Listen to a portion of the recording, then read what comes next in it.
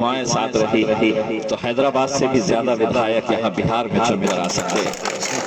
اور جو ماحول ہم یہاں پر دیکھ رہے ہیں اس سے یقین ہمارا ہر روز پختہ ہوتا جا رہا ہے۔ ہم نے یہاں پر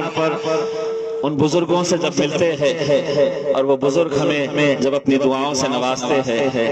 ہماری ماؤں اور بہنوں کے جوش اور جذبے کو جب ہم دیکھتے ہیں، نوجوانوں کی طاقت ہمارے ساتھ جڑتے ہوئے جب ہم دیکھتے ہیں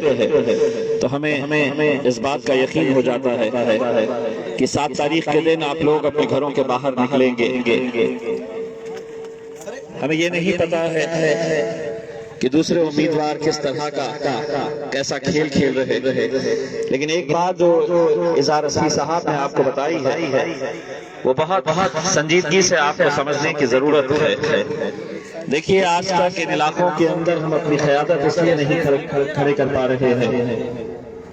کہ ہم لوگ الیکشن کے وقت میں ہم لوگ کو بانٹ دیا جاتا ہے، بکھیر دیا جاتا ہے یا خرید لیا جاتا ہے۔ آج وہ وقت آیا ہے کہ اگر ہم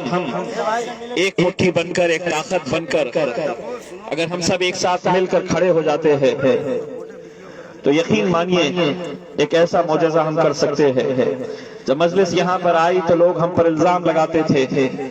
کہ مجلس یہاں پر کسی کو جتانے کے لیے آئی ہے، وہ خود جیتنے کے لیے نہیں آئی ہے۔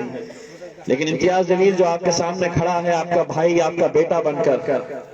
میں جس شہر سے آتا ہوں میرے بھائیوں، اس شہر کے اندر 20 سالوں سے شیو سینا جیت کر آتی تھی۔ جب میں وہاں پر میدان میں اترا مجلس اتحاد المسلمین کی طرف سے تو وہی کانگریس کے بڑے بڑے دگگج نیتا وہاں پر آتے تھے اور یہ کہتے تھے کہ نہیں، یہ جیتنے کے لیے نہیں آئے ہیں، کسی کو جتانے کے لیے آئے ہیں۔ ہم پر بھی الزام لگایا جاتا تھا کہ یہ بی ٹیم ہے، یہ سی ٹیم ہے، یہ اے ٹیم ہے۔ ہم نے اپنی عوام سے کہا تھا ایک طاقت بن کر کھڑے تو رہو، ایک بار متحد تو ہو جاؤ، ایک جہتی کا ثبوت تو دو۔ اپنے نوجوانوں سے ہم نے کہا کہ ایک دھکا لگاؤ تو صحیح۔ الحمدللہ ایسا دھکا لگایا کہ 20 سالوں کے بعد شیو سینا کو ہم نے وہاں پر ختم کر کے ہمارے ہرے جھنڈے کو ہم نے وہاں پر لہرایا ہے۔ اور وہی کام آج سیمانچل کے ان علاقوں کے اندر ہم بیرسٹر اسد الدین اویسی صاحب کی قیادت میں ہم یہ دیکھنا چاہ رہے ہیں۔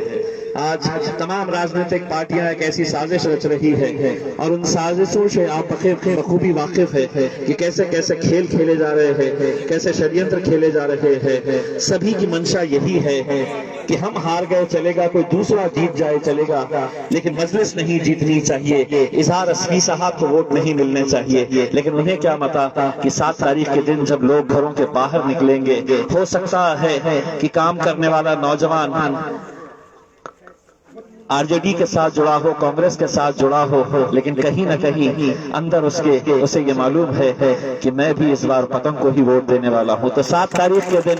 وہ مفلر کسی کا بھی اوڑھ سکتا ہے، ٹوپی کسی کی بھی پہن سکتا ہے، لیکن جب جائے گا تو یقین مانیے الیکشن کا دن جب آئے گا، نتیجے کا دن جب آئے گا، تب ان کینڈیڈیٹس کو پتا چلے گا کہ ہم تو پوری طرح سے ختم ہو گئے، ہمارے اپنوں نے بھی ہمارا ساتھ نہیں دیا ہے کر کے۔ انشاءاللہ بس آپ لوگوں سے یہی اپیل ہے کہ آپ لوگ مجلس اتحاد المسلمین کو بھاری اکثریت سے کامیاب کریے، اور انشاءاللہ ہم یہ دعا کرتے ہیں کہ 10 تاریخ کے دن صرف بہار نہیں، ہندوستان کے پورے مسلمان اس جیت کا